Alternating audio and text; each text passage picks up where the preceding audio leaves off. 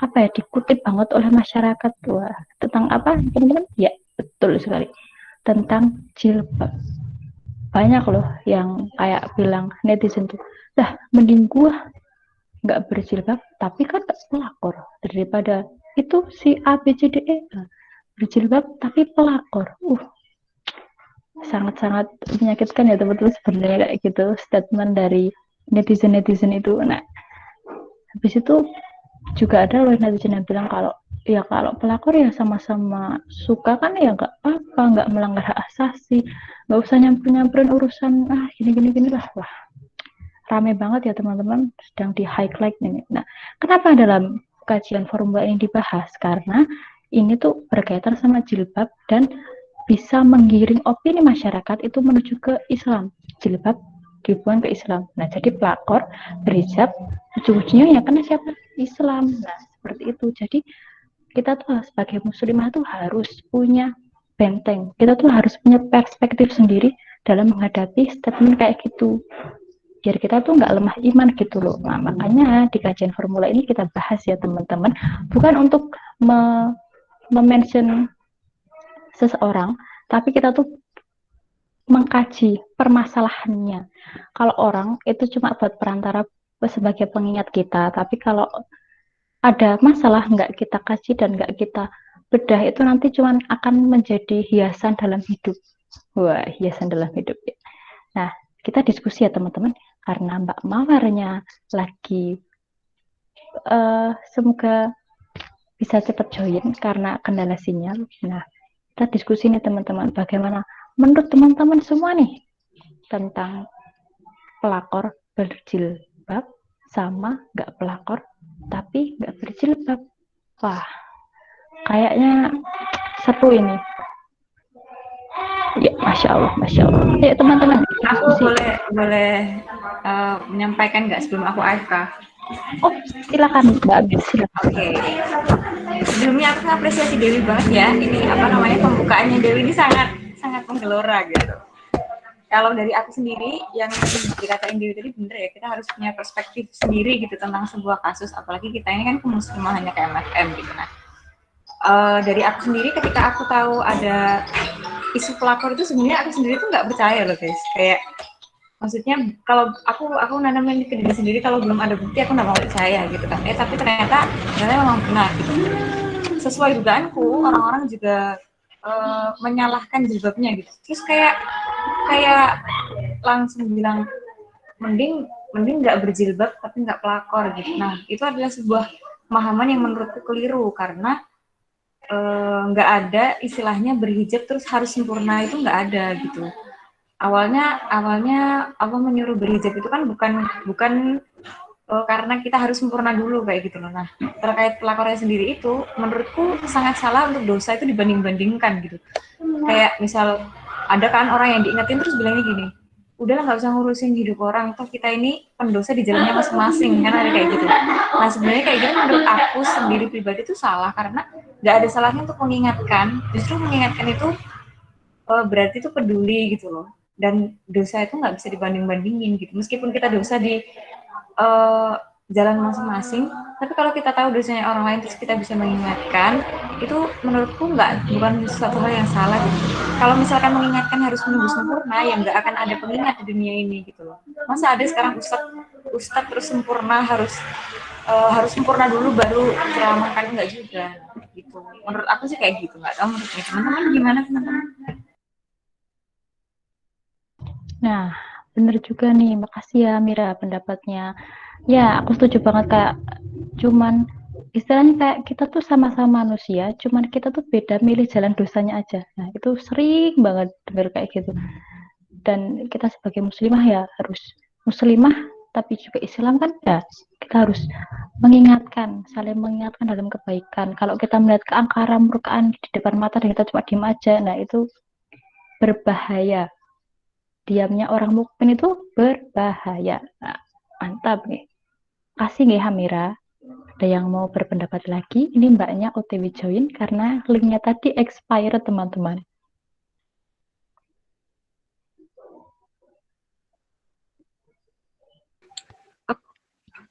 Aku mau deh. Oke, kan Mbak Fi. Dewi. Iya ya, aku setuju banget sama yang diomongin Amira tadi. Ya aku kaget juga gitu loh, awal-awal tuh, ini beneran enggak gitu. Karena kan apa ya, karena kan ada seseorang yang menunjukkan dia tuh identitasnya sebagai seorang muslim. Tapi bahkan apa ya, sholat itu kan sebuah bagus ya sanjungan kepada Rasulullah kayak gitu. Tapi kagetnya loh, ini bener apa enggak gitu. Dia malah eh ini loh dicap sebagai pelakor gitu. Apalagi dalam berita itu udah cukup lama ya, 2 tahun kalau nggak salah. Itu kan gimana ya, pandangan orang gitu. Ketika melihat Islam, maka yang pertama kali dilihat itu bukan seberapa tinggi ilmunya terhadap Islam itu sendiri, tapi perilakunya dia gitu, akhlaknya dia gitu.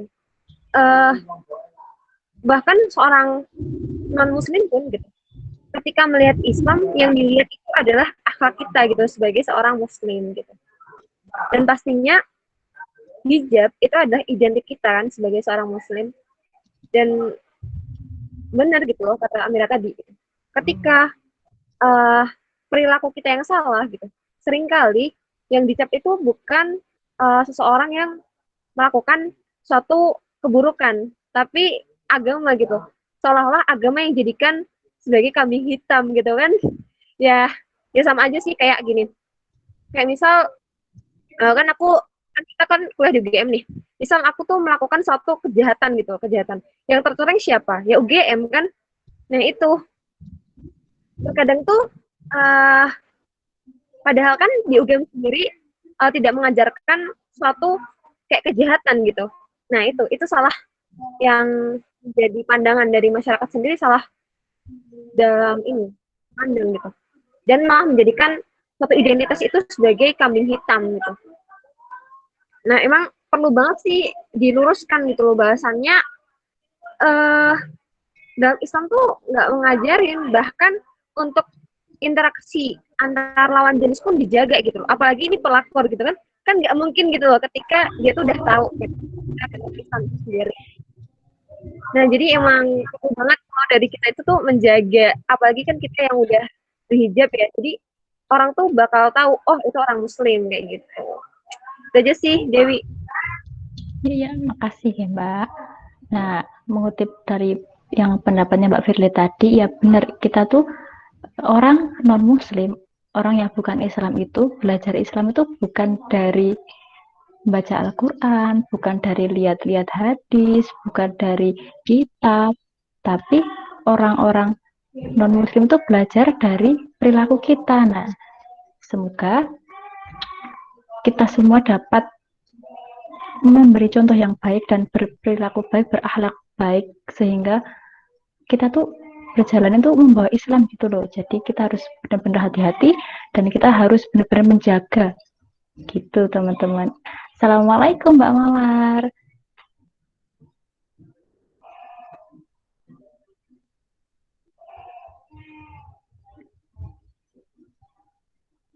Maaf Mbak, sepertinya belum.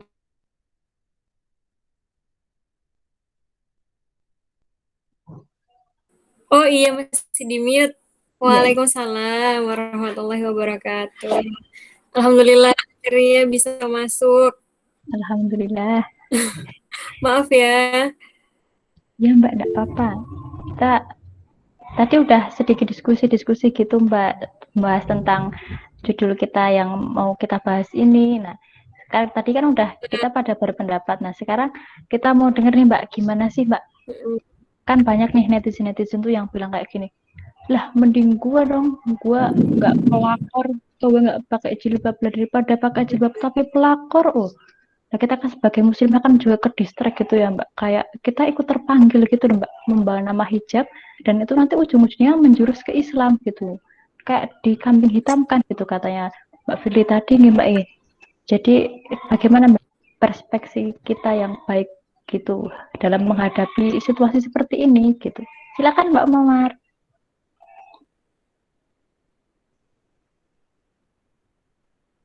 Iya, oke. Mbak sambil tampilkan ini ya, PPT, Mbak buat PPT ini beberapa. Bismillahirrahmanirrahim. Assalamualaikum warahmatullahi wabarakatuh. Waalaikumsalam warahmatullahi wabarakatuh. Oh, Bismillahirrahmanirrahim. Wabihi nasta'inu ala umuri dunya waddin. Assalatu wassalamu ala asrafil anbiya'i wal mursalin wa ala alihi wa sahbihi ajmain. Rabbi shrahli sadri wa yassirli amri wa hlul 'uqdatam min lisani yafqahu qawli amma ba'du. Alhamdulillah, sangat bersyukur sekali Mbak bisa ketemu lagi ya sama teman-teman KMFM. Sudah lama tidak bersua ya, atau terakhir kapan? Kayaknya pas offline malah ya. Online udah pernah belum? Ya, kemudian salawat serta salam selalu tercurah kepada Nabi besar Muhammad Sallallahu Alaihi Wasallam. Semoga kita, apa yang kita lakukan hari ini ya, walaupun teman-teman sampai nunggu tadi setengah jam lebih, berarti ini udah 16.10, tapi Masya Allah masih sabar menunggu kehadiran Mbak dengan sinyalnya yang kurang baik ya, karena kayaknya ini kan mau hujan, jadi memang dari tadi masuknya harus matiin handphone dulu, terus baru nyalain lagi, baru dia bisa normal kembali. Oke, ini suara Mbak jelas, adik-adik? Jelas, Mbak. Jelas ya. Mungkin Mbak sementara izin mematikan video dulu ya, takutnya nanti malah terputus. Ya, insya Allah hari ini kita akan membahas terkait skandal pelakor ya. Ya, Masya Allah sekali ini, sedang hits sekali. Sebetulnya perkara terkait pelakor ini kan bukan hal baru ya. Memang dari dulu ada sebetulnya. Dari tahun ke tahun itu selalu ada berita. Bahkan kalau misalnya kita searching jurnalnya atau penelitiannya terkait perselingkuhan gitu ya, itu memang sudah banyak sekali sebetulnya berseliweran di Google, di internet. Nah, lalu kalau misalnya kita menemukan hal seperti itu, bagaimana sih Islam itu menyikapi? Individu kita juga bagaimana menyikapi gitu. Kita kan tadi Dek Dewi menyatakan kita ngerasa terpanggil gitu, apalagi pernyataan bahwasannya pelakor atau perebut laki orang ini kok banyak yang berhijab ya gitu. Bahkan ada satu artis papan atas yang menyinggung pelakor berhijab, katanya mending gue lah katanya gitu ya. Kata netizen, berhijab kok pelakor, mending berhijab tapi pelakor atau nggak berhijab tapi nggak pelakor, pilih mana katanya gitu. Kalau kalian pilih mana? Nggak pilih keduanya ya, singkat cerita nggak pilih keduanya dong. Ngapain kita harus kemudian mengikuti arah alur netizen yang sebetulnya netizen ini banyak sih ragamnya sebetulnya. Ada yang memang betul-betul dia membenci Islam, kemudian dia menyebarkan perkara ini, sedang yang lagi dipermasalahkan tuh harusnya adalah perilaku seseorang gitu ya. Ini malah membawa-bawa atribut keislaman gitu. Atau juga ya karena memang dia tidak paham gitu ya bahwasannya perkara hijab dan perkara perbuatan itu adalah satu hal yang berbeda gitu. Ya namanya perbuatan memang harus selalu dibenahi gitu. Bukan berarti kemudian berhijab itu membuat Islam itu kan cacat, kan enggak seperti itu ya. Viral wanita labrak pelakor dengan order minuman lewat ojek online, atau viral istri sah ribut dengan pelakor sambil bikin macet gitu, dan lain-lain sebagainya gitu. Ini beberapa Mbak ambil. Atau yang paling hit sekarang itu adalah salah satu penyanyi gambus ya kan, yang dia selingkuh dengan keyboardnya sendiri gitu. Terlepas daripada apakah memang betul atau enggak gitu ya, karena jujur Mbak juga tidak mengikuti secara detail gitu ya kebenaran daripada berita-berita itu gitu. Itu kan memang gosip-gosip yang beredar gitu kan, lambe tura dan sebagainya gitu, ikut yang memanaskan gitu. Dan kita nggak tahu sebetulnya realitasnya seperti apa ya kondisinya. Apakah betul mereka itu adalah pelakor gitu ya, atau sebetulnya ada kondisi-kondisi tertentu yang memang kita nggak ngerti gitu. Kalau secara umum sebetulnya, ini Mbak ambil dari Tirto, sama satu lagi ambil dari Kompas. Biasanya kalau yang namanya pelakor itu kan tidak terlepas dari perselingkuhan ya, pelakor perselingkuhan gitu. Walaupun terkadang juga ada yang bilang juga ya nggak masalah sih kalau misalnya temenan kemudian ternyata putus habis itu bercerai gitu, kemudian ternyata sama temennya gitu. Nah itu kadang kan juga disebut sebagai pelakor gitu ya. Nah itu beda-beda sih di tengah-tengah masyarakat, isunya seperti itu. Lalu kalau misalnya memang dia ini, kita bicara terkait pasangan halal aja ya. Kalau pasangan haram itu kan sudah fix, berarti kan ya kita nggak perlu repot-repot sih pada perkara dia berselingkuh terhadap dari pacarnya gitu. Itu aja dari syariat Islam aja berpacaran saja sudah haram kan gitu. Jadi nggak perlu repot-repot mau menghukumi seperti apa kalau misalnya dia berselingkuh dari pacar. Jadi keharaman kuadrat gitu ya. Double haram gitu kan, dosa-dosa double. Nah, apa saja sih yang membuat perselingkuhan itu terjadi? Biasanya kalau ada pasangan suami istri, kemudian ada yang berselingkuh, baik laki-laki maupun perempuan, apa saja gitu. Banyak faktornya. Kalau dari Journal of Sex Research, mereka mengungkapkan bahwa alasan utama orang berselingkuh menurut 495 orang itu disurvei karena kurangnya cinta. Nah, lagi-lagi ya, bucin, budak cinta kan gitu. Pokoknya pernikahan itu harus dilandasi dengan cinta gitu. Itu kan dari sudut pandang masyarakat secara manusia secara umum hari ini dengan sistem kehidupan yang sekarang memang hidup bersama masyarakat gitu ya. Atau kenapa secara alamiah katanya manusia itu bukan makhluk yang monogami sehingga memiliki kecenderungan untuk memiliki relasi lain di luar komitmen. Atau terkoneksi lagi dengan mantan ya, atau di rumah kurang romantis ya kan, atau berantem terus di rumah itu, atau masalah ekonomi dan sebagainya. Biasanya kan kalau di rumah tangga itu masalah itu akan terjadi yang paling besar satu ekonomi, yang kedua komunikasi kan gitu. Nah, ekonomi dan komunikasi ini memang secara sebab akibat bisa menyebabkan ya kan, bisa memicu pertengkaran sehingga perselingkuhan maupun perceraian. Nah, tapi terlepas daripada itu, kesimpulan yang bisa kita ambil bahwasannya ketika ada satu rumah tangga yang tidak harmonis ya, rumah tangga yang tidak harmonis, apapun itu alasannya, sebabnya itu apapun gitu. Artinya apa? Kita tidak menemukan yang namanya sakinah ya, kebahagiaan di dalam rumah tangga tersebut yang memang dirasakan oleh mereka para pasangan halal. Akhirnya apa? Ya berpikir untuk selingkuh, berpikir untuk bermaksiat kan gitu. Berpikir untuk bermaksiat, tidak ada sakinah. Jadi Allah cabut tuh. Allah cabut sakinah di dalam hati-hati mereka. Udah nggak seneng lagi, aku udah bosan gitu ibaratnya. Kayak makan, lagi suka makan lotek, Mbak suka banget makan lotek. Makan lotek, besok makan lotek, hari ini makan lotek, besoknya lagi makan lotek gitu. Nanti kalau udah bosan baru ganti. Nah, semacam itu gitu ya. Jadi kalau misalnya di dalam rumah tangga tidak ada sakinah, Allah tidak berikan sakinah karena kemaksiatan yang mereka lakukan gitu ya. Banyak hal faktornya, misalnya dosa-dosa lain di luar daripada pernikahan itu. Bagaimana cara mencari nafkah, itu bisa juga menimbulkan dosa. Mohon maaf, ini ada yang ngechat, Mbak nggak tahu.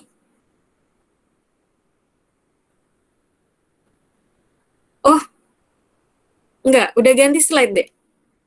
Nggak ganti ya? Sebentar. Oke, nggak ganti slide.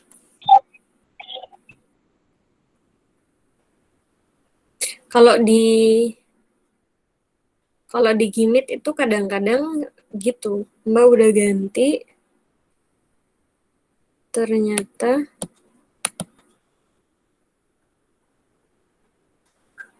bentar ya, coba.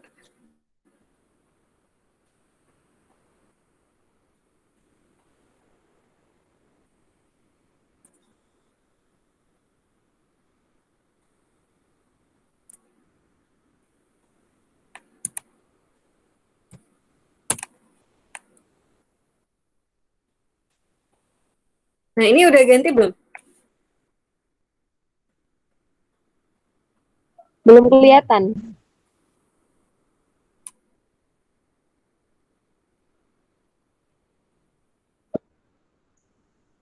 Belum kelihatan?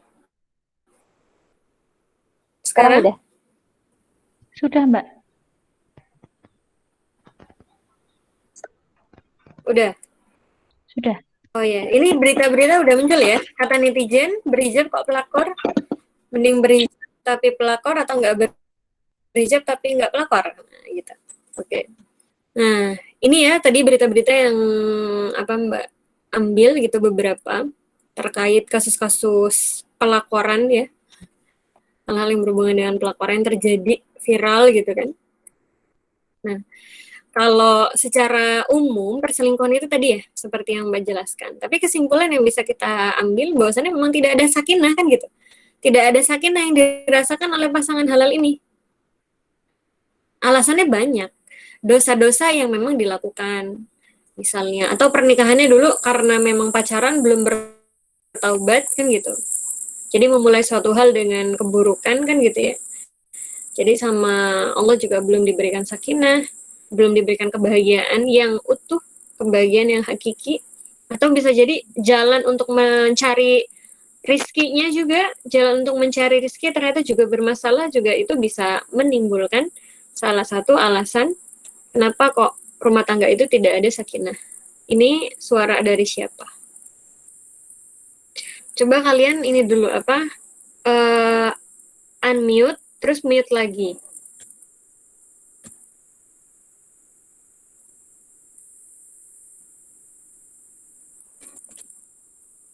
Gimana, Mbak?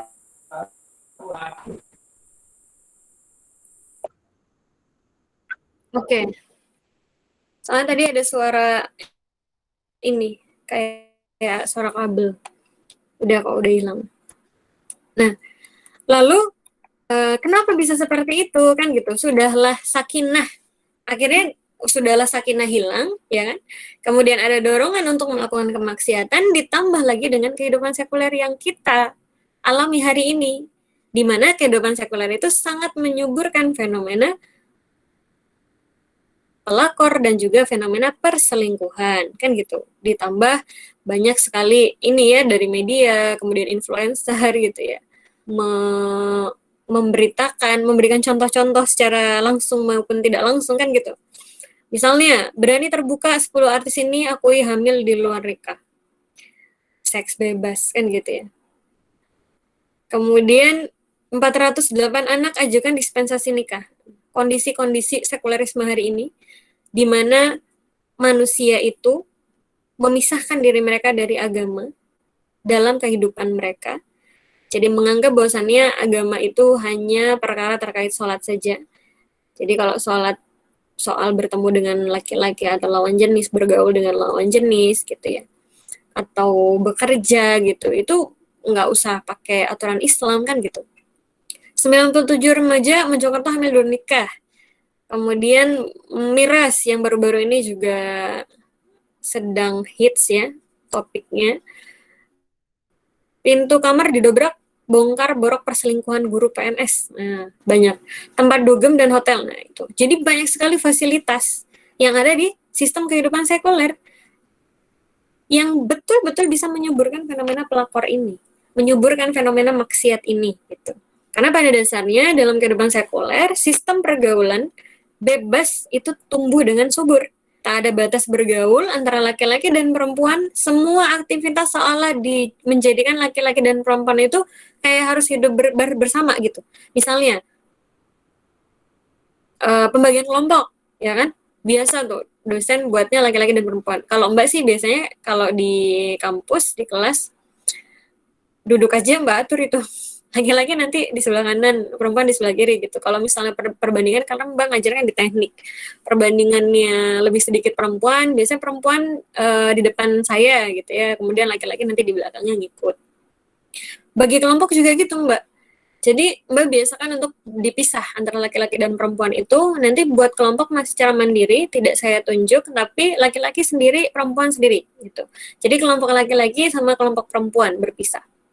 Tapi kalau dalam sistem sekuler, sistem kehidupan sekuler, yang mana secara global hari ini kita hidup dalam sistem kehidupan sekuler, yang membiasakan diri sebagaimana induknya di tanah Eropa ya, terinspirasi dari sana kan gitu.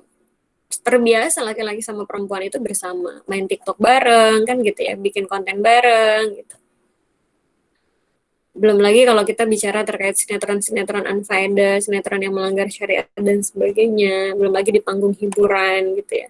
Nah, itu banyak sekali yang memang akhirnya banyak sekali yang memfasilitasi fenomena ini, membuat laki-laki dan perempuan itu terbiasa untuk bersama kan gitu, dan kebersamaan itulah yang akan membuat cinta itu akan muncul kan gitu ya. Kan katanya Witing Tresno jalaran saka kulino. Sering ketemu, bosan di rumah sama istri, ya kan? Bosan di rumah sama suami, ketemu sama teman-teman di luar, laki-laki dan perempuan gabung. Kemudian ada masalah di rumah tangga, terus cerita sama temennya yang ternyata temennya lawan jenis gitu kan. Kok kayaknya baik, kayak like angel gitu kan ya, kayak malaikat gitu. Oh, ini beda banget nih sama suami saya, ini beda banget sama istri saya. Kalau istri saya kerjanya marah terus di rumah. Kalau ini gitu kan, kerjaannya ini menenangkan saya tuh menjadi tenang gitu ya. Kalau misalnya nonton sinetron Ku Menangis ya di Indosiar gitu, itu kerjanya pelakor semua tuh, perabot laki orang rata-rata kan gitu. Jadi gambaran seperti itu, gambaran kehidupan sekuler gitu kan. Jadi wajar fenomena pelakor itu tumbuh di mana-mana, mau yang pakai kerudung maupun nggak yang pakai kerudung. Ya, jadi jangan salah juga, bukan berarti kemudian yang lagi viral itu terkait pelakor berhijab gitu. Banyak juga pelakor yang tidak berhijab gitu.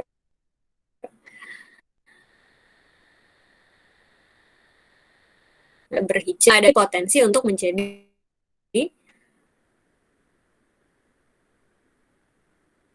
mengkondisi sistem sekuler ini yang membuat mereka terbiasa hidup bersama. Ditambah lagi tadi media tontonan. Tontonan juga menginspirasi loh. Jangan salah. Walaupun itu adalah skrip gitu ya, tapi menginspirasi. Oh gitu ya caranya kalau misalnya mau berselingkuh ya kan. Oh gitu caranya kalau pacaran ya, pacaran dengan suami orang, pacaran dengan istri orang gitu ya. Nah, dan lebih parahnya lagi dalam kehidupan sekuler tidak ada sanksi yang tegas karena bukan suatu pelanggaran yang bagaimana gitu kan ya, pelanggaran masyarakat kan itu. Jadi kebanyakan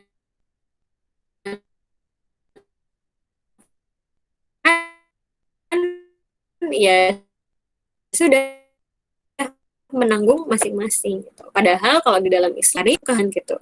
Dalam hadis riwayat Abu Dawud, Rasulullah Shallallahu Alaihi Wasallam yang melarang keras seseorang untuk mengganggu keharmonisan rumah tangga orang lain, untuk berselingkuh, untuk melakor kan gitu ya. Dari Abu Hurairah radhiyallahu an, ia berkata bahwa Rasulullah Shallallahu Alaihi Wasallam bersabda, bukan bagian dari kami orang-orang yang menipu seorang perempuan atau suaminya atau seorang budak atas tuannya. Jadi bukan umatnya Rasul yang melakukan perselingkuhan, yang melakukan pelakoran gitu. Auzubillah kan? Ya memang betul bahwasannya perselingkuhan atau pelakoran ini kan suatu dimulai dengan suatu hal yang fitrah ya. Dimulai bukan kemudian harus mengakhiri itu gitu, harus mengakhiri dengan pelakoran, enggak gitu ya. Naluri manusia yang memang tadi gambarannya kan adik-adik udah kebayang ya, kondisi sistem sekuler yang membuat laki-laki dan perempuan terbiasa nih bareng, apalagi nggak ada aturan terkait wanita bekerja. Di dalam Islam kan kalau misalnya wanita bekerja itu kan perkara yang mubah, dan ketika bekerja pun kan tidak boleh mengambil ranah-ranah yang diharamkan di dalam syariat gitu. Misalnya mohon maaf menyanyi gitu. Menyanyi itu haram bagi seorang perempuan. Walaupun memang hukum musik itu mubah gitu. Keharaman itu terjadi kalau misalnya ya ada syarat-syarat tertentu kan gitu ya. Perempuan kalau nyanyi secara langsung ditambah lagi kemudian dia tidak menutup aurat secara sempurna, yaitu double kuadrat pelanggaran syariat yang dilakukan gitu. Ditambah lagi ternyata dia berkholwat, ditambah lagi dia berikhtilat, bayang pun ya kan, seorang wanita terjerumus dalam lumpur dosa kan gitu ya, terjerumus dalam lumpur maksiat deh kayaknya, nanti dibilang mendosa-dosakan orang kan gitu, tapi terjerumus dalam lumpur maksiat gitu. ya kan, terjun ke dalam dunia apa namanya, awalnya terjun dalam dunia pekerjaan ya, di mana dunia pekerjaan itu yang memang ternyata di dalam syariat Islam itu tidak dibolehkan gitu untuk mendengarkan lagu, terutama di hadapan non mahram ya, secara langsung gitu, secara live. Terus ditambah lagi ternyata dia mojok kan gitu, atau berikhtilat dengan yang lain. Nah, akhirnya apa yang terjadi? Kalau misalnya ada ikhtilat, ada kholwat kan gitu, naluri manusia, fitrahnya manusia kan berkecamuk di sana. Mulai suka kan gitu ya, dari mata tumbuh ke hati, turun ke hati kayak gitu. Mulai suka. Nah, kalau sudah mulai suka gimana? Ya, apakah kemudian dilanjutkan? Jadi bahasanya gitu. Orang itu banyak sekali loh yang kita lewatin.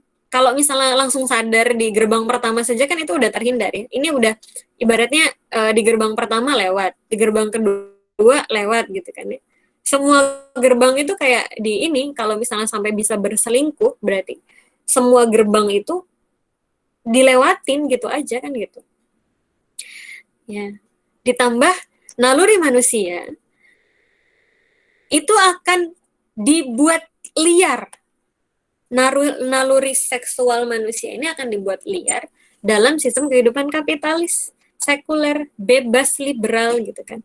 Dia tidak menggunakan aturan Islam di dalam kehidupan bermuamalah, kehidupan bergaul antara laki-laki dan perempuan. Gitu. Padahal jelas di dalam Islam kan laki-laki dan perempuan nggak boleh bercampur baur, tidak boleh berkhulwat, tapi ya ditabrak aja kan gitu ya. Yang memang betul bahwasannya naluri seksual ini ya merupakan bagian daripada potensi manusia. Sebutannya kan goriza nau ya, goriza nau yang memang muncul karena dorongan ingin melestarikan keturunan. Itu bawaan dari manusia. Allah udah kasih itu. Tinggal nanti Allah kasih levelnya berapa banyaknya, apakah tinggi atau rendah gitu. Misalnya kalau Abu Bakar itu kan naunya tinggi sekali, penyayang biasanya.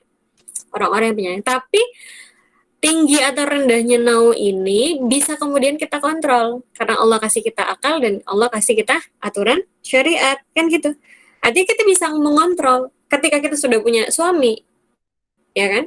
Kita berhadapan dengan teman suami kita, ya kita mengikuti aturan-aturan Islam.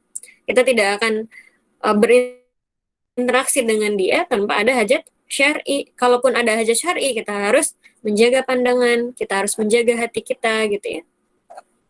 Gitu.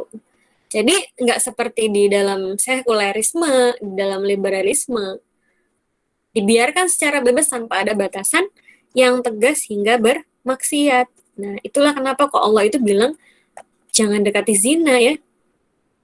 Mendekati bukan jangan berzina gitu bahasanya Allah itu kan jangan dekati zina. Gitu.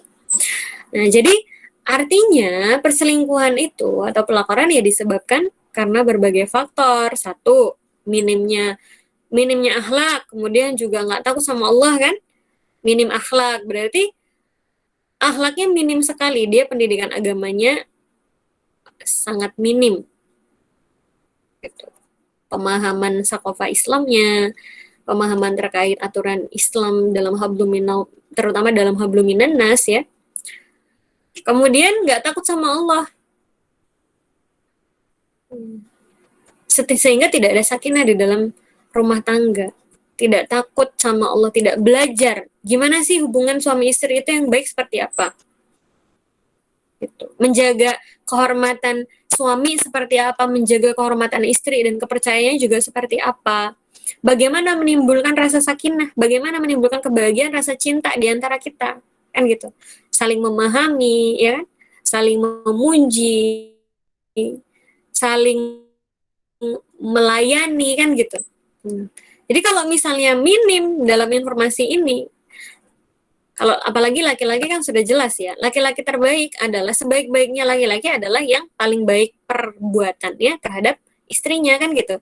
Kalau dia nggak takut terhadap Allah, ya ngapain dia kemudian menjaga kehormatan istrinya kan gitu. Kalau nggak takut sama Allah, gitu. Nah, jadi kita akan tenang ketika punya nanti ya kelak ya adik-adik juga punya suami yang takut sama Allah itu penting gitu. Karena Allah sendiri yang akan menjaga, dia akan menjaga dirinya. Tanpa kemudian kita hanya titipkan kepada Allah, dia akan menjaga dirinya. Insya Allah ya perselingkuhan itu kan nggak ada gitu. Kemudian tidak ada batasan pergaulan antara laki-laki dan perempuan. Tadi kita sudah bahas ya, bebas gitu, laki-laki dan perempuan ketemu saling mencintai kan gitu ya, chat-chatan gitu kan, curhat-curhatan, apalagi yang dicurhatin ternyata istrinya atau suaminya kan gitu ya, jadi pasti. Kemudian sistem kehidupan yang rusak, kapitalisme, liberal, sekulerisme dalam segala lingkup kehidupan. Tidak dikondusifkan. Jadi kondisinya itu tidak kondusif gitu. Udahlah minim akhlak, bayangin minim akhlak, situasinya nggak kondusif, ya kan? Ya sudah sempurna ya. Nah, bagaimana solusi di dalam Islam ya? Pasti Islam punya solusi. Kalau kita mau menanggapi ini secara sungguh-sungguh ya. Kalau mau menanggapi secara parsial sih bisa aja. Berarti apa? Masalahnya kan satu-satu tadi minim akhlak, berarti harus belajar. Jadi paling yang mentok adalah hubungan antara suami istrinya sendiri aja gitu. Jadi keluarga yang lain hancur, keluarga kita yang penting benar gitu ibaratnya. Bisa juga. Gitu. Tapi kan nggak seperti itu ya, gambaran seorang muslim itu kan nggak individualis. Kita pengen semua keluarga itu adalah keluarga yang punya sakinah mawaddah warahmah kan gitu. Nah, artinya di dalam sistem Islam dengan standar ketaatan kepada Allah, maka yang pertama yang harus dilakukan selain daripada taat sama Allah kemudian selalu belajar gitu kan. Infisal ini harus diterapkan. Terpisah laki-laki dan perempuan hanya bisa bertemu dengan alasan hajat syar'i. Apa itu hajat syar'i? Hajat syar'i itu adalah suatu kondisi di mana hajat itu harus ditunaikan karena kalau tidak ditunaikan maka akan menimbulkan yang namanya bencana besar. Misal, katanya perempuan nggak boleh ketemu laki-laki kalau nggak ada hajat syar'i, ya kan? Bayangin kalau penjual sayur itu semua laki-laki, tidak ada perempuan. Misalnya perempuan tuh 1 dibanding 1000 gitu. Laki-laki mahram gitu ya. Kemudian kita tunggu sampai ibu-ibu yang lewat jual sayur. Akhirnya kita nggak makan. Nah, itu akan menimbulkan bencana yang besar. Kita melalaikan kewajiban kita untuk memenuhi hajatul udwiyah, kebutuhan jasmani. Nah, jadi boleh beli sayur kepada mamang-mamang yang jual sayur. Tapi tetap harus dijaga bahasanya, kemudian juga nggak boleh juga cekikikan gitu. Lalu apa saja yang bisa dikatakan sebagai hajat syar'i? Pertama itu tadi jual beli. Yang kedua pendidikan. Yang ketiga transportasi. Misalnya bus gitu ya, itu kan harus ketemu tuh. Minimal sama yang nagih supirnya atau keneknya kan gitu. Transportasi. Kemudian yang keempat apa? Kesehatan. Boleh tuh ketemu sama dokter laki-laki. Terus apalagi tambahnya ada dakwah sebetulnya gitu. Tapi jangan salah ya, ini kadang tuh Mbak pernah ya melihat gitu kondisinya. Nauzubillah. Katanya pengaman dakwah kan gitu. Rapat ceritanya, katanya sih ada yang telat, jadi rencananya mau rapat itu 2 perempuan 1 laki-laki, tapi ternyata yang 1 perempuannya telat, akhirnya mereka berdua gitu. Ya itu nggak boleh juga seperti itu gitu. Boleh ketemu tapi tetap didampingi, tidak boleh kemudian berkhalwat. Alasannya rapat kok Mbak, rapat dakwah Islam gitu ya. Tapi ternyata berduaan dan secara tidak langsung mereka supaya nggak ngaku ternyata ya udah bikin humor sedikit biar ketawa kan gitu ya. Nah itu bahaya seperti itu. Gitu. Jadi bukan karena alasan boleh gitu ya, ini alasan dakwah ya kan, ini baik nih gitu. Kemudian ternyata jadi berkholwat kan gitu. Nah, atau biasanya yang sering banget kerja kelompok laki-laki dan perempuan nih kelompokan. Udah selesai kerja kelompoknya terus yang laki-laki bilang yuk kita makan dulu. Nah, gitu. Padahal udah selesai. Jadi hajat syar'inya itu terhitung daripada berakad kerja kelompok sampai dengan kerja kelompok yang selesai. Kalau sudah kerja kelompok selesai, maka tidak ada hajat syar'i lagi. Laki-laki dan perempuan ini, teman kelompok ini harus makan bareng. Apa yang bisa menimbulkan bencana besar kalau nggak makan bareng? Kalau misalnya kerja kelompok tidak bareng kan itu akan bencana besar kan gitu. Berarti lalai kan terhadap pekerjaannya, kuliahnya kan gitu, tugas yang diberikan oleh dosen. Nah, tapi kalau misalnya tidak makan bareng kan itu bukan termasuk hajat. Kalau makan bareng bukan termasuk hajat syar'i lagi. Gitu. Apalagi ditambah foto-foto gitu ya. Nih para pengemban dakwah ya, berharap foto-foto antara kader Ahwat sama kader Ikhwan ini jangan lagi ya dilakukan gitu. Foto itu sendiri-sendiri aja. Laki-laki sendiri, perempuan sendiri. Gitu. Permisi Mbak Biasakan Mawi. terpisah gitu ya. Menjaga karena oh ya, gimana Dek? Coba Halo? PPT-nya nggak usah Gimana, Dek? di-desain, Mbak. Oh, kenapa? Kayaknya Nggak usah kalau present, maksudnya pas di PPT itu kan ada tulisan present buat nampilin full screen ya, Mbak. Nah, itu kayaknya nggak usah di-present, soalnya tadi tuh slide-nya ganti, tapi sampai ke slide 2 doang, habis itu ke bawahnya nggak ada, Mbak.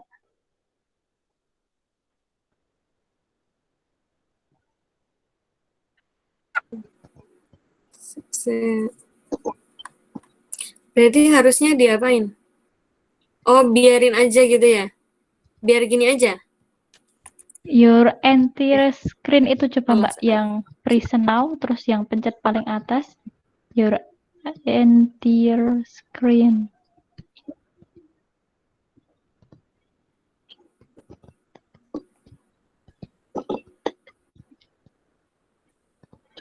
Oke, sebentar.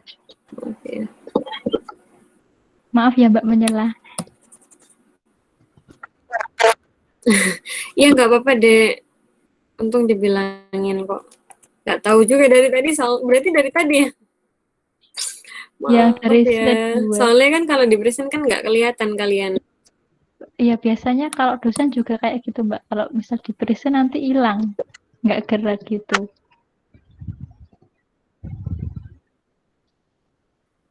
Oh, begitu.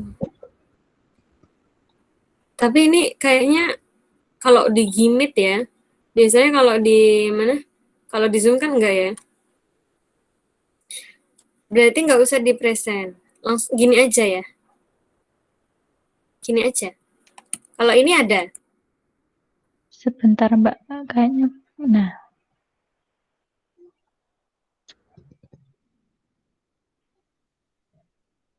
coba Mbak diklik-klik. Nah, Gimana ini? kalau ini bisa gerak, iya ya. Ini? Ya, dia agak gedein aja, Mbak. Ini Bon. di Oke. 60%-nya. Ini tadi Nah, ya. ya. Kasih ya, Mbak ya.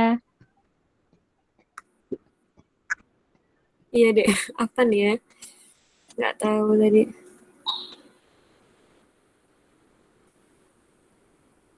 Oke, gini ya. Sip. Nah. Kasih, Mbak.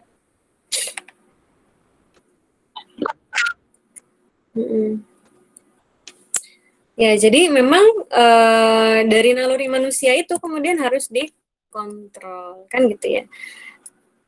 Oh, ini udah sampai sini tadi. Yang pertama adalah invisible terpisah. Jadi memang kita harus memisah.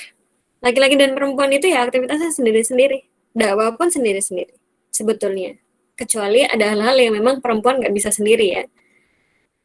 Laki-laki dakwahnya kepada laki-laki, bisa laki-laki dan perempuan kalau umum gitu misalnya. Kalau perempuan ya sama perempuan. Kemudian menutup aurat secara sempurna.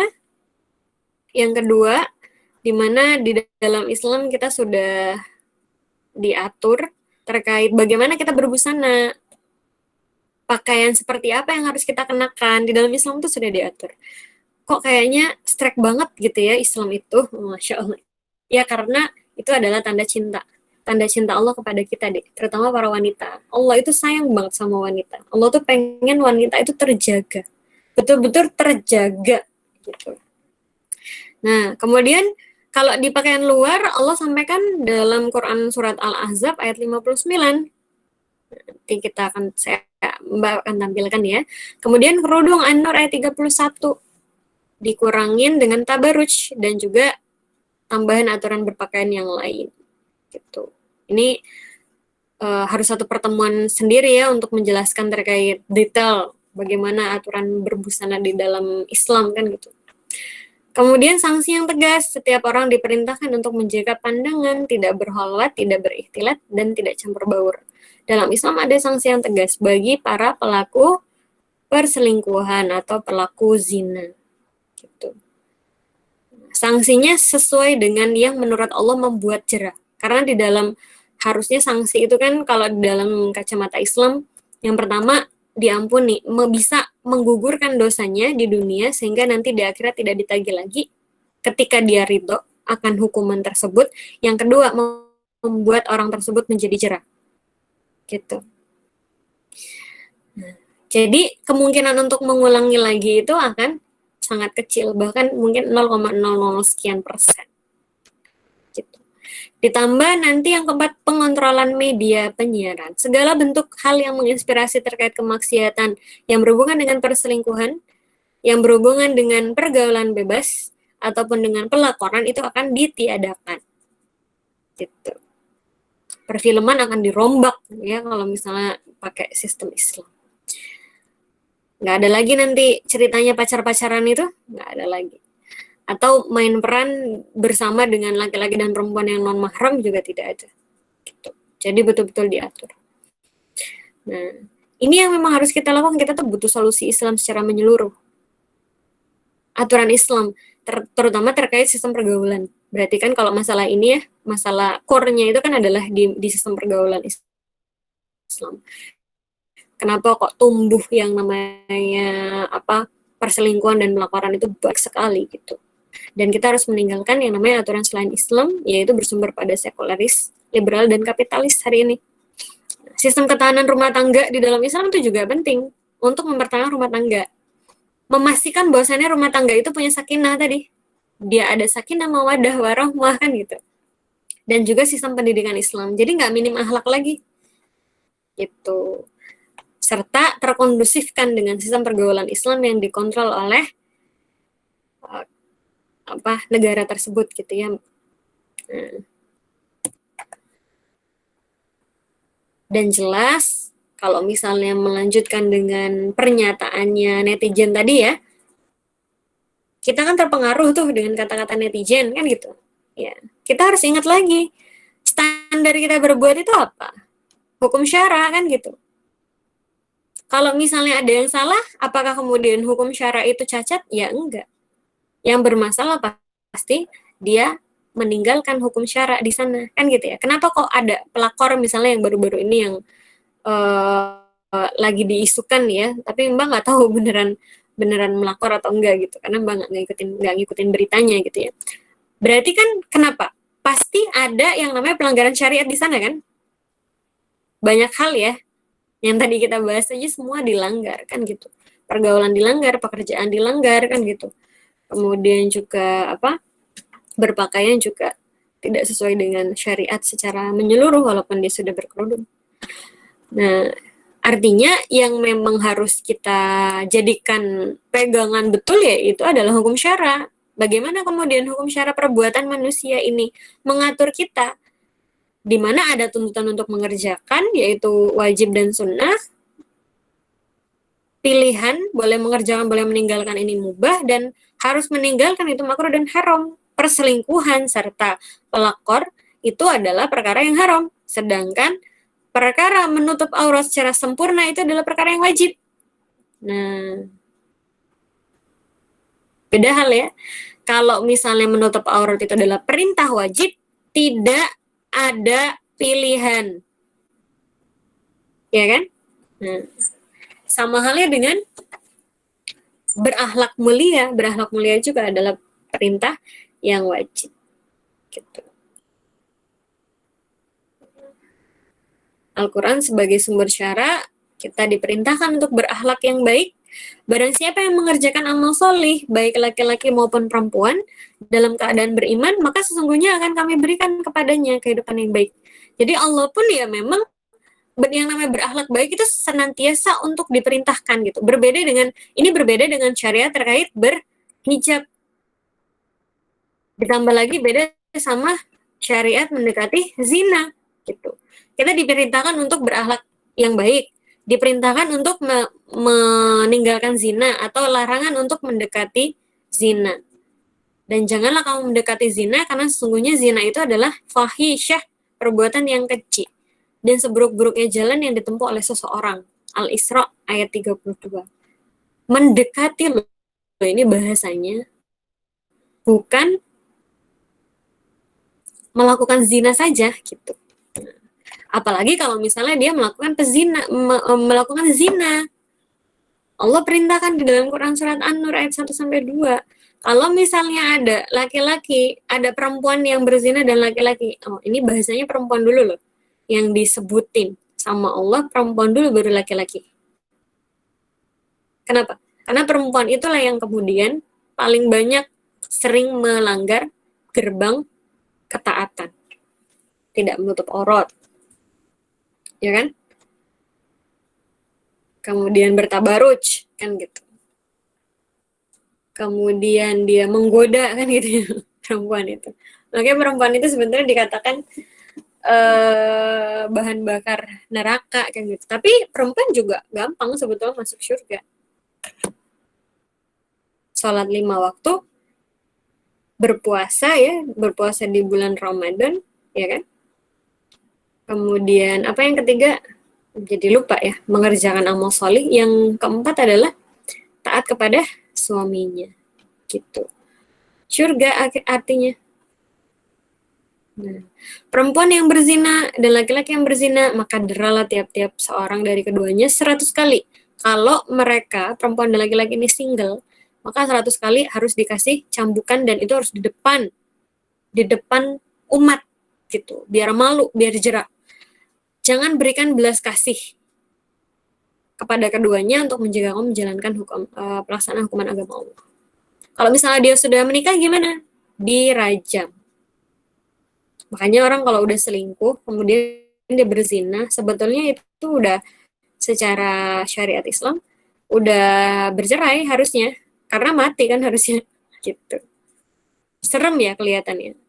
Tapi itu hukuman yang Allah tetapkan pada para pelaku zina.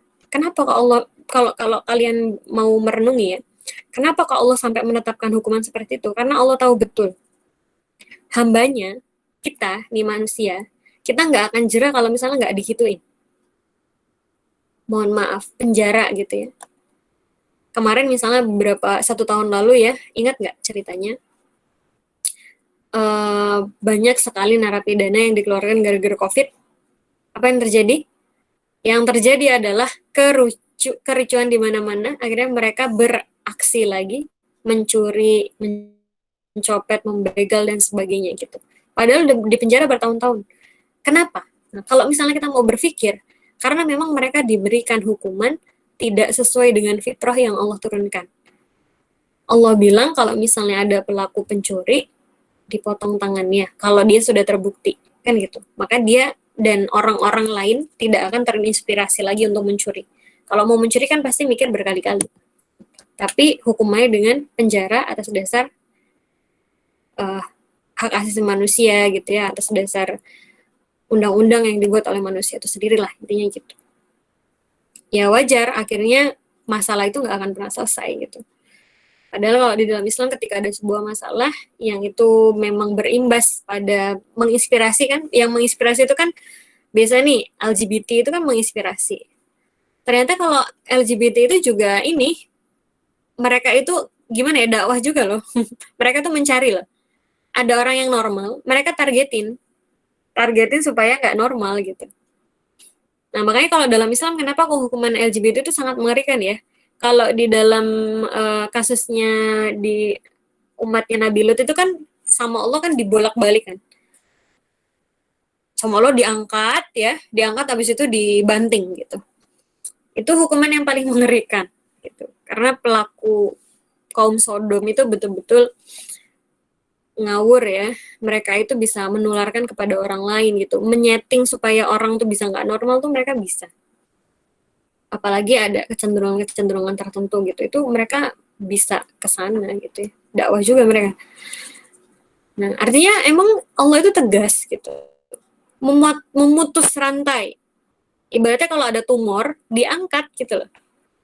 Nah, sekarang kalau misalnya itu pelaku zina, nah, bagaimana dengan orang-orang yang melaporkan? Nah, ini hati-hati ya, kaum wanita. Yang kadang itu, nauzubillah, kita kan kadang suka ke bawah suasana ya, ikutan bergosip gitu kan. Ikutan memfitnah mereka gitu. Padahal kita nggak ngerti gimana sebetulnya. Kalaupun mau dibuktikan gitu ya, itu harus melewati suatu peradilan. Kalau di dalam Islam tuh peradilan yang adil. Qazaf itu adalah pembawa berita seorang berzina gitu. Nah, padahal kalau misalnya di dalam Islam itu aturan ketika kita mau melaporkan seorang berzina, perempuan berzina gitu ya, maka harus ada 4 orang saksi yang dia bawa untuk membuktikan, bersaksi bahwasannya saya tahu dia berzina gitu. Kalau laki-laki 2 orang. Jadi kita mau melaporkan gitu ya ke pengadilan bahwasannya laki-laki ini berzina. Berarti kita harus bawa 2 orang sebagai saksi. Nah, hati-hati ya adik-adik. Kita kan sering ngikutin gosip kan gitu ya. Suka ikut-ikutan sama gosip-gosip gitu kan. Yang membuat kita juga secara nggak langsung tuh akhirnya ikut menggosipi juga kan gitu ya. Padahal kita nggak tahu alurnya gimana gitu. Kemarin Mbak ditanya sih, ada yang di Lala memang ada yang nanya pekan lalu, menurut kamu gimana tentang ini? No comment gitu. Karena kalau misalnya dia dilaporkan sebagai pezina atau pelakor gitu ya, itu harus ada 4 orang loh yang memang dihadapkan gitu. Harus ada 4 orang saksi gitu. Kalau misalnya nggak dapat 4 orang saksi, tapi dia terlanjur menjadi seorang qazaf, maka harus dicambuk 80 kali cambukan. Ini artinya apa? Allah itu sangat adil. Dan Allah sangat menjaga kehormatan perempuan, menjaga kehormatannya manusia. Karena berzina itu perkara yang aib kan? Suatu hal yang aib gitu. Jadi nggak bisa macam-macam gitu. Berzina itu perkara yang buruk, menuduh berzina itu juga perkara yang buruk. Gitu. Menjadi pelakor itu perkara yang buruk, menuduh seseorang berlaku lakor, merebut laki orang itu juga perkara yang buruk. Jadi harusnya gimana? Responnya gimana kita menanggapi? Ya no comment aja, tapi kita fokus pada penjelasan, penjabaran bahwasannya dalam Islam bagaimana hukum-hukum yang berkaitan dengan pelaporan ini kan gitu. Fokusnya ke sana. Jadi bukan ikut malah mencari tahu bener nggak ya kalau bener nggak ya dia bener-bener selingkuh nggak ya gitu. Jangan gitu. Nah, kemudian aturan Islam terkait berkerudung gimana? Yang katanya ya udah nggak usah berkerudung, bangga lagi kan gitu ya. Nggak usah berkerudung. Yang penting kan tidak pelakor gitu. Padahal Allah sudah sampaikan di dalam Quran surat An-Nur ayat 31, dan hendaklah mereka menutup kain kerudung ke dadanya dan janganlah menampakkan perhiasan atau menampakkan auratnya kan gitu. Kita harus menutup aurat berkerudung. Kalau di dalam bahasa Arab, kerudung itu bahasa Arabnya khimar, bukan jilbab. Gitu. Nanti bisa dilihat ininya ya. Ini Mbak nggak cantumin karena panjang banget. Jadi bisa kalian cek di Quran surat An-Nur ayat 31, di sana tulisannya di sini adalah khimar. Kain kerudung ini adalah khimar. Nah, terus diminta juga, diperintah sama Allah juga untuk menjaga pandangan, memelihara kemaluan, jangan menampakkan perhiasan auratnya. Nah, jadi diminta untuk menjaga diri gitu. Nah, artinya haram melakukan suatu perbuatan melakor ini, kan gitu. Jadi, perkara berkerudung itu adalah wajib. Perkara menjaga akhlak itu juga wajib. Berakhlak yang baik itu juga wajib. Menjadi pelakor itu haram. Nah, berjilbab. Kalau jilbab dalam Quran surat Al-Ahzab ayat 59, jilbab yang sering kita sebut-sebut jilbab ya. Ini kan asal katanya dari jalabib gitu. Kalau bahasa Arabnya kan jalabib. Jalabib itu ternyata kalau kita maknai, adik-adik bisa ngelihat di kamus ya, Mutawatir misalnya.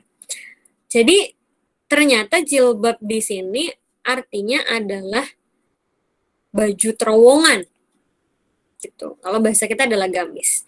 Terlepas daripada ada perbedaan pendapat ya, tapi itu yang kemudian Mbak ambil, makna yang Mbak ambil gitu. Maka Mbak menyimpulkan bahwasannya ya kewajiban kita memang menggunakan jilbab, gamis, dan juga kerudung khimar sampai menutup dada. Menutup dada, 3 kain gitu. Karena dulu asbabun nuzulnya kan ketika turun ayat terkait An-Nur 31 ini, memang orang-orang Arab itu bajunya panjang sebetulnya, tapi kebuka dadanya. Makanya sama Allah itu diperintahkan untuk menutup dada. Kesimpulannya apa? Menjawab pertanyaan netizen, ya kan? Menjadi pelakor dan berselingkuh adalah kemaksiatan atau keharaman. Ya, kita jangan melakukan itu. Sedangkan menggunakan hijab adalah kewajiban. Dan perkara hijab serta perkara perbuatan itu perkara yang berbeda. Hijab itu mutlak, wajib. Perbuatan itu memang kita harus selalu perbaiki gitu. Bukan berarti kemudian seorang berhijab itu tidak lepas dari dosa gitu kan. PR-nya adalah muhasabah diri dan bertobat kepada Allah kan gitu.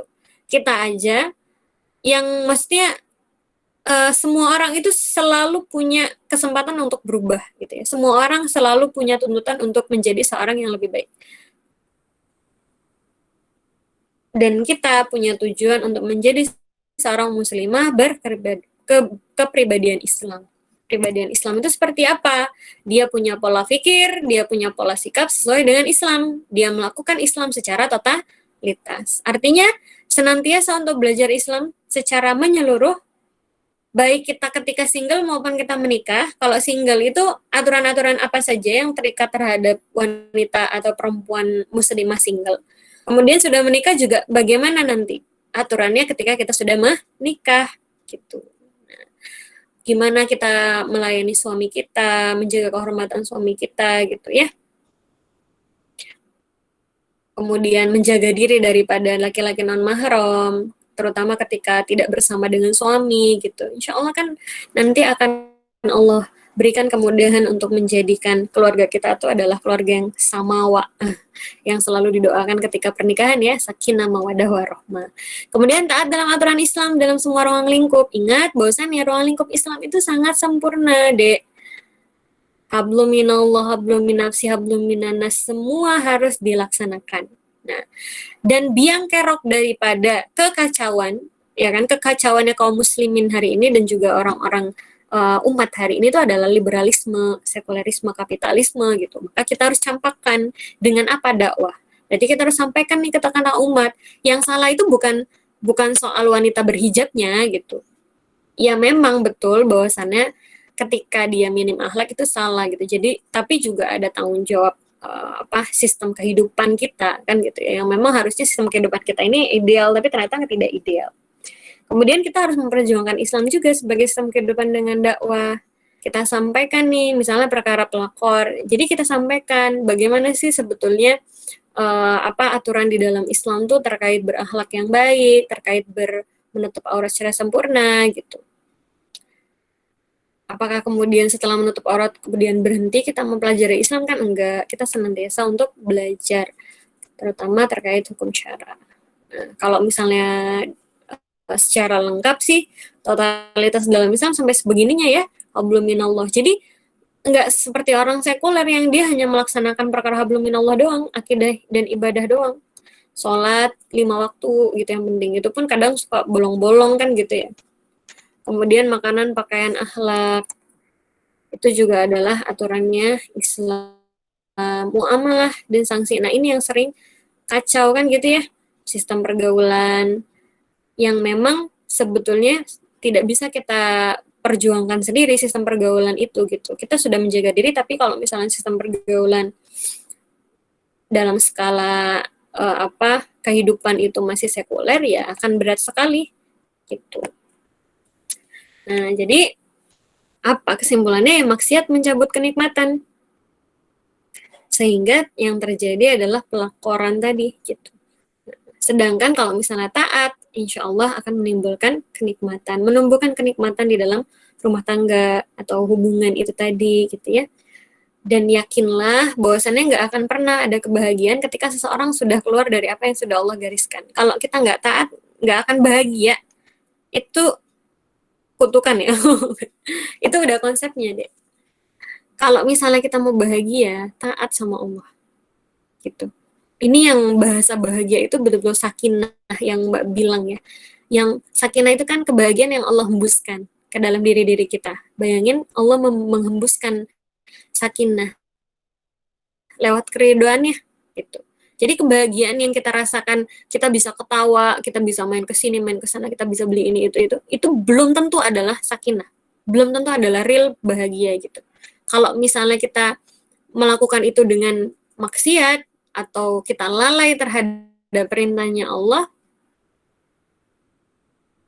atau ternyata ada unsur-unsur melanggar perintah Allah di sana, ya bisa jadi itu malah nanti akan menjadi bom atom ya, sama Allah dicabut kenikmatannya hanya sekadar mengejar dunia gitu misalnya. Ingat bahwasanya hukum dunia itu fana, jadi pakailah hukum Allah. Ya mungkin sampai di situ dulu. Kalau misalnya memang ada diskusi, Mbak kembalikan lagi ke Dek Dewi ya. Silakan Dek. Baiklah, terima kasih nih Mbak. Materinya sangat-sangat membuka mata kita ya teman-teman. Jadi melihat permasalahan itu dari sudut pandang Islam, dari kacamata Islam, begitu ya Mbak. Nah ini kita masuk nih di sesi tanya jawab. Kalau misal teman-teman ada yang mau ditanyakan sama Mbak Mawar, dipersilakan.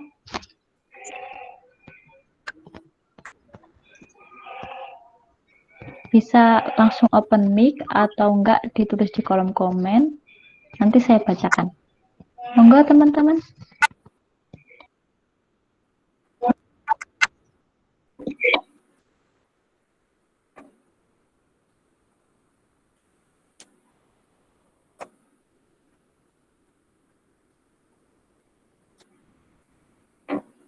Atau mau yang mau raise hand? Malu-malu ya biasanya.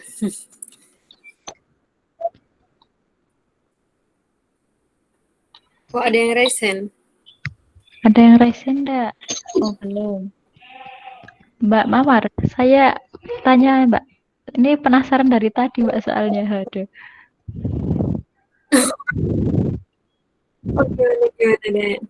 Nah, kan tadi kan Mbak Mawar kan tadi menjelaskan tentang kholwat gitu toh Mbak, tentang menjaga batasan antara laki-laki sama perempuan. Nah, kan misal orang awam itu ya Mbak dikasih tahu kayak gitu, dijelasin tentang batasan kamu tuh harus gini, batasnya kayak gini. Nah, nanti muncul pertanyaan, lah kalau nggak kenal lah gimana mau nikahnya gitu Mbak. Wah, terus emang kan Islam kan mengajarkan ta'aruf ya Mbak, tapi kan kayak pada apa ya, kayak memandang itu tuh bukan hal yang efektif gitu loh Mbak. Nah kalau dari Mbak Mawar sendiri gimana nih? Nah ini kan kita kan kaum muda ini kan sedikit banyak punya arah ke situ gitu Mbak. Lah aku besok harus gimana kalau aku nggak boleh gini ya gitu Mbak. Monggo Mbak. Makasih nih Mbak. Iya.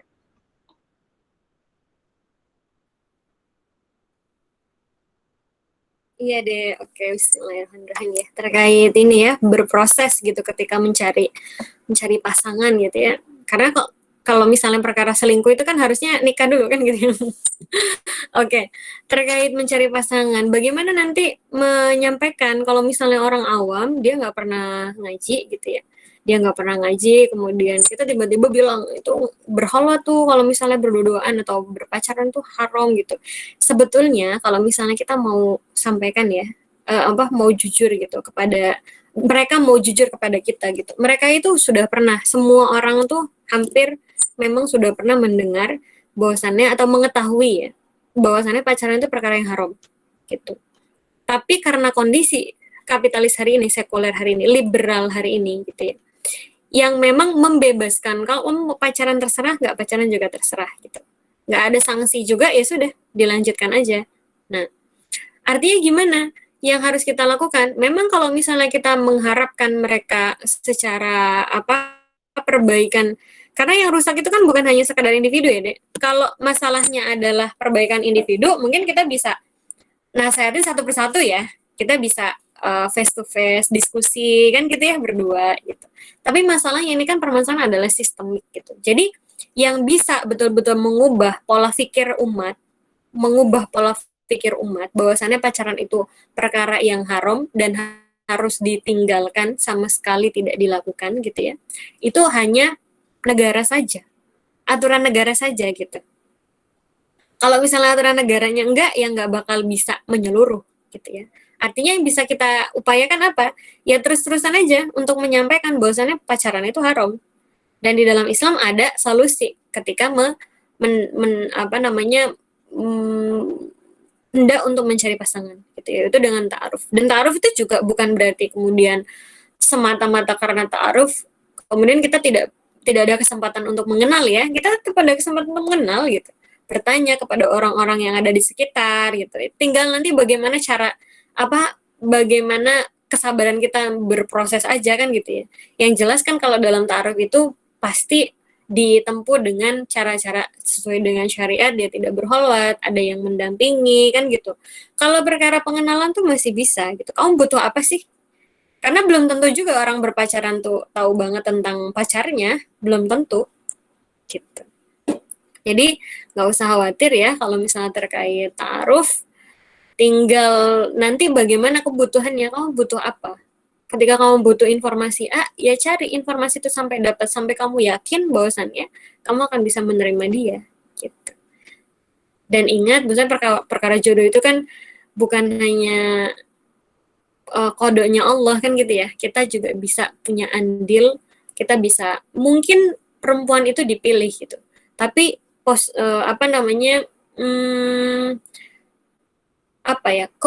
keunggulannya wanita itu kan adalah menjawab iya atau tidak gitu.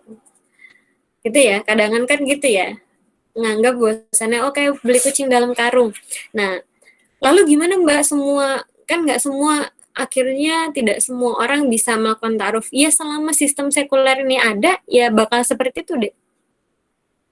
Selama sistem sekuler ini ada, orang pacaran itu akan tetap ada. Gitu. Dan itu memang di luar dari kendali kita. Kendali kita adalah terus menyampaikan kepada umat terkait solusi Islam. Jadi jangan terpengaruh ya sama orang tuanya disuruh pacaran. Kamu udah umur segini, ibu nggak pernah ngelihat kamu tuh bawa cowok, gitu ya kan. Kalau misalnya di rumah-rumah di masyarakat tuh sukanya gitu orang tua. Kalau misalnya anaknya nggak bawa pacar tuh malah gelisah. Gitu deh Dewi. Iya Mbak, terima kasih banyak ya Mbak, udah menjawab banget.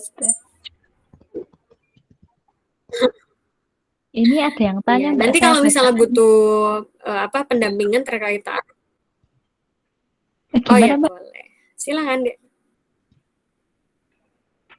Enggak, nanti kalau misalnya ada yang mau butuh lebih detail lagi terkait ta'aruf itu kan ada lagi ya lebih detail, itu kan tadi secara umum ya. Bagaimana sih tahapan-tahapannya.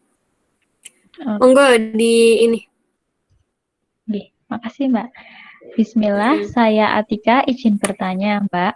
Bagaimana caranya mengajak teman-teman untuk menutup aurat ketika saat ini banyak orang yang sulit diajak untuk menutup aurat dengan dalih agama adalah ranah privasi seseorang. Terima kasih Mbak.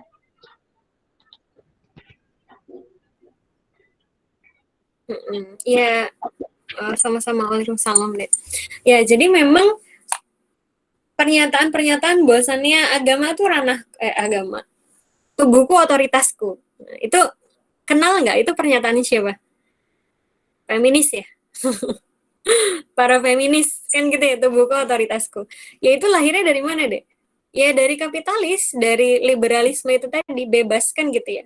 Menganggap bahwasannya ini adalah ranah privasi saya, kan gitu. Ya. Jadi kalau misalnya memang dia menganggap bahwasan itu ranah privasi dia, yang penting kita kan sudah menyampaikan gitu ya. ya disampaikan aja terus. Kalau misal ternyata dia adalah teman dekat kita, ini teknisnya aja ya Mbak sampaikan langsung. Kalau dia teman dekat kita, Mbak dulu pernah deh punya teman deket banget itu ya, teman Mbak SMP, sampai sekarang dia nggak pakai kerudung.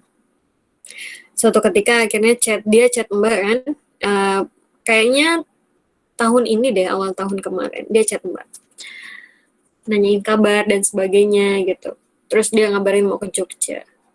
Tapi dia akhirnya, awalnya kan mau janjian ya ketemu, tapi akhirnya nggak ngehubungin Mbak, kayaknya dia akhirnya nggak enak gara-gara mungkin Mbak bahas terkait kerudung ya. Terus Mbak tanya, kenapa kok kamu belum mau pakai kerudung gitu ya, kenapa gitu. Terus dia bilang, ya karena pilihan. Loh, kok pilihan gimana kan gitu Mbak bingung.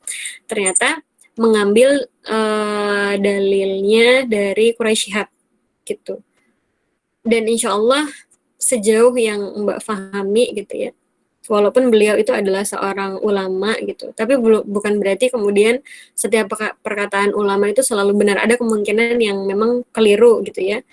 Bukan berarti kemudian semua perkataannya salah, enggak. Mbak bilang Quraisy Shihab itu juga perkara lain selain daripada sistem pergaulan dan juga pakaian, ya insya Allah itu adalah perkara yang sahih ya, yang bisa kita ikuti gitu. Tapi kalau misalnya soal pakaian, ya Mbak nggak sepakat gitu ya dengan beliau. Dan ternyata banyak yang mengikuti beliau, terutama karena dari ini ya Mbak Nana ya, Mbak Nana Najwa Shihab itu kan akhirnya memutuskan untuk tidak berkerudung atas dasar pilihan kan gitu. Nah ini yang betul-betul sangat dikhawatirkan sebetulnya. Makanya kalau misalnya kita udah ketemu sama orang-orang seperti ini, memang lagi-lagi deh kita nggak akan bisa untuk menembus kecuali ada izin Allah gitu. Misalnya kayak kerasnya batu, kemudian kita terus untuk sampaikan dengan baik, kita berikan mau idzatil hasanah gitu, kita berikan pengalaman yang baik, perlakuan yang baik kepada dia kan gitu ya, kita sabar menghadapi dia sampai dia memahami kewajiban berhijab gitu. Pada akhirnya juga dia bisa berhijab gitu. Tapi kalau misalnya nggak bisa juga, ya berarti sudah bukan ranah kita lagi. Kembali lagi pada ranah pengatur masyarakat tadi gitu. Jadi hanya pengatur masyarakat, hanya negara yang nanti bisa menyadarkan orang-orang yang seperti itu. Gitu. Jadi ya nggak usah kaget ketika ketemu dengan orang-orang yang berpikir individualis, itu adalah hasil daripada binaan sistem kapitalis gitu. Dan Islam itu kan nggak seperti itu. Jadi kalau misalnya dia bilang itu ranah individu, kita juga bilang ini adalah tanggung jawab saya gitu ya ibaratnya. Kalau misalnya dia bilang dakwah itu adalah tanggung jawab saya, ini adalah SK-nya langsung dari Allah. Karena Allah sendiri yang bilang di dalam Quran surat Al-Isra kan, manusia itu demi masa dia itu kerugian selain daripada orang-orang yang beramal salih kan gitu, saling menepati beramal salih, saling mengingatkan ya kan, saling mengingatkan dalam kebaikan dan juga menetapkan dalam kesabaran gitu, istiqomah dalam kesabaran kan gitu. Yaitu tanggung jawab kita sebagai seorang muslim itu adalah orang-orang yang peduli dengan umat. Sebagaimana Rasulullah sampai dengan detik terakhir sakaratul maut pun yang Rasulullah pikirkan itu adalah umat. Ingat kan fragmennya Rasulullah ketika mau meninggal, yang disebut siapa? Fatimah kah? Khadijah kah? Aisyah kah? Enggak, yang disebut adalah umati gitu. Nah itu kan sebagai bukti sebetulnya kalau kita betul-betul pengen jadi umatnya Rasul, pengikutnya Rasul gitu ya, ittiba terhadap Rasul, mengikuti terhadap Rasul, ya maka kita berusaha untuk berpikir sebagaimana apa yang Rasulullah pikirkan. Rasulullah sangat peduli dengan umat gitu. Tidak peduli apakah dia bilang itu adalah ranah individu, ketika memang itu adalah ranah dakwah, ya memang kita harus saling mengingatkan dalam kebaikan, kita sayang sama dia, karena dakwah itu cinta deh. Mbak ada di sini karena sayang sama kalian.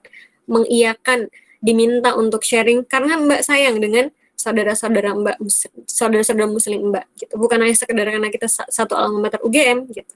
Tapi karena Mbak sayang dengan saudara-saudara Mbak, adik-adik Mbak ya. Terutama kalau misalnya adik-adik Mbak pengen menjadi seorang muslimah berkepribadian Islam gitu. Tidak mungkin Mbak tinggalkan. Nah, jadi nggak usah khawatir ketika bertemu dengan mat'u bahasa Mbak adalah targetan dakwah, seperti itu bentuknya, pemikirannya gitu ya, bersabar, cari cara lain ya, cari cara lain, bagaimana cara menyampaikannya dengan baik, misalnya kita kirim video, kalau dia kurang yakin dengan kata-kata kita bisa kirim video dari ustazah lain atau ustadz lain gitu ya terkait hijab, atau video-video kan sekarang banyak ya, video-video inspiratif gitu, misalnya videonya Dewi Sandra dulu berhijab gitu, kemudian Bella kan gitu ya, perjalanan hijrah mereka yang mungkin bisa menginspirasi, karena kita nggak tahu jalan hidayah orang kan beda-beda gitu. Nah, doakan, setelah itu doakan, kalau bukan dari lisan kita, maka mudahkanlah dia mendengar dari lisan orang lain gitu. Dan jangan menganggap bahwasannya setiap orang tuh bisa berubah deh. Setiap orang itu mungkin pemikirannya hari ini A, besok tuh bisa jadi B. Jangan khawatir gitu. Kalau misalnya Allah izinkan, kun, ya fayakun. Gitu insya Allah ya. Yang penting berusaha, karena ranah kita itu adalah berikhtiar, sedangkan hasil bagaimana kemudian hatinya tergerakkan itu adalah ranah Allah yang kita nggak perlu khawatirkan. Allahu a'lam bishawab. Monggo Dek Dewi. Oke, terima kasih Mbak Mawar. Bagaimana Atika, apakah sudah menjawab? Apa mau ada yang dikonfirmasi lagi? Baik Mbak Mawar, jazakillah khair atas jawabannya, katanya Atika Mbak. Terima kasih ya Mbak. Teman-teman ada lagi kah? Apa sudah dicukupkan? Mengingat mendekati waktu maghrib ya Mbak ya? Di Jogja ya Mbak?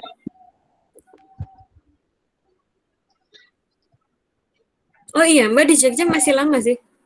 Oh, Kan bukannya jam 6 ya sekarang. Mungkin di Jawa Timur ya. Kalau di Jawa Timur, Surabaya, setengah 6. Kalau di Jogja, 33 menit lagi maghrib. Nah, ini masih lama nih. Teman-teman mau ada yang ditanyakan lagi nggak? Mbak Gina, Mbak Firly. Mungkin udah jelas ya, karena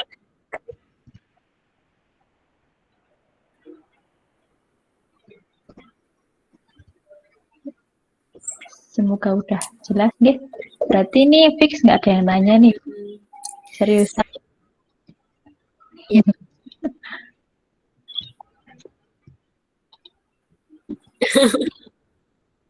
Baik, kalau ada yang tanya nanti bisa via Japri ya.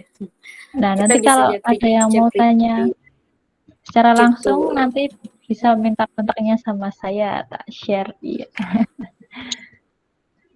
Nah, makasih ya Mbak Mawar atas materinya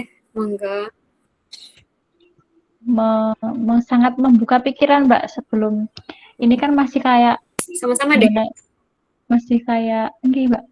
Masih kayak rancu gitu loh Mbak. Ini mau nanggepinnya gimana gitu. Terus ternyata no comment, dan karena itu emang benar-benar bukan main-main ya Mbak ya, masalahnya nanti udah ranah, bahkan udah diatur dirajam lah, wah sangat mengerikan ya teman-teman semua. Pokoknya diingat, ini saya tutup ya.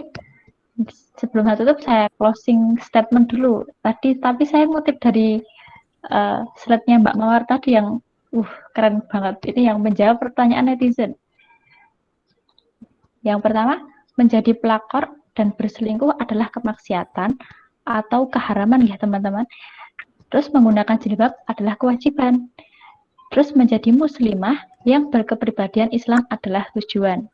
Menjadi pelakor itu emang perbuatan tidak baik, tapi menuduh orang menjadi pelakor itu juga sama tidak baiknya. Nah, lebih baik kalau ada berita seperti itu langsung no comment, udah diem, nggak usah ngasih opini, nggak usah ngasih apa dengan dalih gimana, karena itu udah masuk ranah gibah dan sebagainya. Nah, begitu nih Mbak Mawar, keren sekali.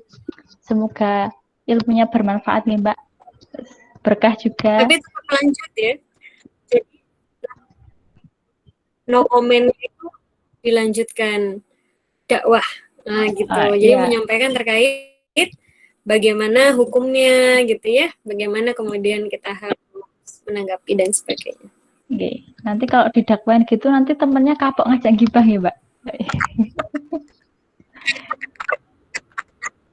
Iya. gitu. Sekian ya, Bahkan Mbak. dibilangin aja, kemarin Mbak jawabnya kan kalau oh ya, kalau saya sih no comment, tapi seharusnya kalau misalnya memang kita mau menyatakan dia adalah seorang pelakor, maka kita harus menghadapkan 4 orang saksi kan gitu. Itu udah langsung diam yang bertanya, Langsung mencep juga ya, Mbak. yang ngajakin hibah.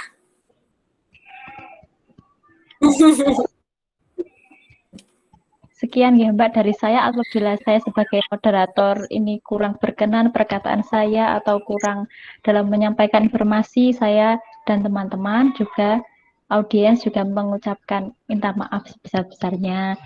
Dan terima kasih juga buat ilmunya ya Mbak. Semoga bermanfaat, berkah dunia akhirat. Allahumma amin. Amin amin. Terima kasih ya Mbak Mamat. Terima kasih. Wassalamualaikum warahmatullahi wabarakatuh. Sama-sama deh. Jazakillah khair, Mbak. Waalaikumsalam warahmatullahi wabarakatuh. Dan pamit. Jazakillah khair, Mbak. Sama-sama. Jazakillah khair, Mbak.